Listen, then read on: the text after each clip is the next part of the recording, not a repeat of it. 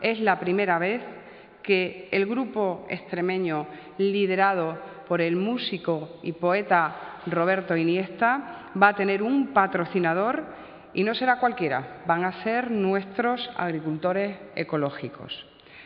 Roberto Iniesta sí es profeta en su tierra y tenemos el honor de decirlo desde el Gobierno, la satisfacción de decirlo desde el Gobierno de Extremadura.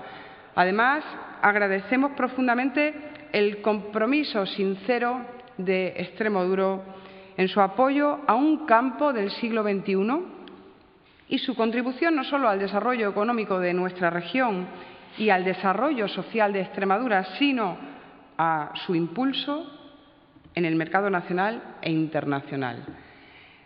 Con Extremoduro, que sabemos que es uno de los grandes referentes del rock nacional e internacional, tenemos el mejor embajador para nuestros agricultores extremeños.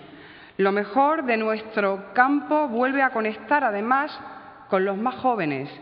No hay mejor manera para un Gobierno que cree firmemente en la cultura que vincular nuestro patrimonio artístico con nuestro patrimonio natural para darnos a conocer al mundo.